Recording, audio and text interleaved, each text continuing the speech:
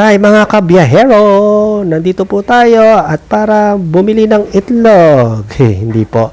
Kundi naghahanap po kami ng tito ko ng fishing rod. Kasi first time ko pong maghanap ng fishing rod at first time ko rin pong gagamit ng fishing rod.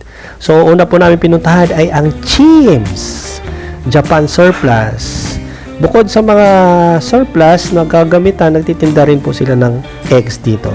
So ito po ang mga fishing rod. Ang gaganda po niya mga yan. Talagang kahit second hand ay mukhang matibay. Pero ang problema ay hindi po pasok sa aming budget itong mga fishing rod dito. So wala po kaming nagawa kundi umalis at bumili ng itlog. So bumili na rin po ako ng eggs para sa bahay at amin pong pang breakfast. At dito naman sa Marikit Japan Surplus, matatagpuan sa NHA Dayap, Kalawan, Laguna, ay marami din mga Japan Surplus. At dito ako dinala ng tito ko at meron daw dito abot kayang fishing rod o pamiwas. So let's see. Yan, yung tito ko, pogi oh. So yan. So ito po yung fishing rod na napili niya. At ito po ay 3 dugsong. So ayan. Pinapakita po ng tito ko ang kanyang expertise sa pagpili ng magagandang pamiwas. Hustler na po itong tito ko kasi bata pa po siya namimiwas na to. So yan, nilagay yung unang dugsong at yung dulo. Yan. So sabi niya sulit po ang presyo dito at sa quality. Kahit po second hand ay maganda na po to.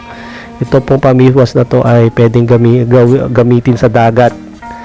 Suitable din po sa dagat to. Itong pamiwas na to. So yan. So ititiklop na namin. Tinitiklop na pala niya. Hindi namin kasi hindi ako marunong talaga. So yan. So ang aming training isasama ako ng tito ko sa mga pamimiwas nila. So yan, kinaklamp na po para mapagsama-sama yung 3 rods. So ibibili ko pa po siya ng bag sa Shopee. Maghahanap pa po ako at saka po yung rotor para madaling mamiwas. So ito po yung mga items dito sa Marikit Japan Surplus. So yan po, ang dami. May mga sapatos, damit, mga laruan, mga wig. Kung baka gusto nyo ng wig, punta lang po kayo dito. Mga plato, tasa, mga kitchenwares. Yan, marami po dito. Nakakita pa nga po ako ng sapatos dyan at iba't iba pang mga electrical at electronic na kagamitan. Basta Japan Surplus, marami talaga. Maraming items na pagpipilian. So yan, mga toys. Nakabili rin po ako dyan. Mamaya papakita ko po kung ano nabili kong toys. Ito naman po ay binili ko rin. 2 dugtong naman yan at sobrang gaan. So ang purpose nito kaya ko binili ay para sa mga kids. Ito po ay worth 500 pesos lang. Tapos yung isang mahaba na binili ko rin na 3 dugtungan ay nabili ko po ng 1,000 pesos. So, yan. Bibili na lang po ako ng rotor. Sabi nga ng tito ko, hanap na lang po ako sa Shopee. So, ito po ay gagamitin ng mga anak ko at ni Mrs.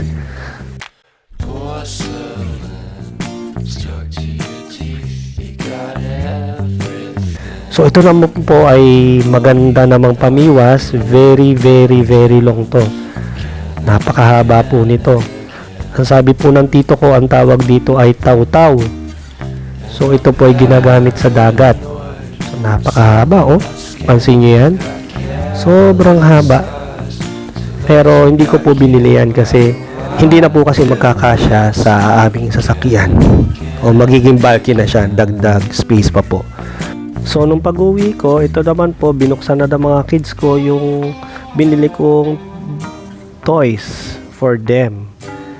Ito po yung dog toys. Nice quality, good quality toys. So my kids love this dog toys.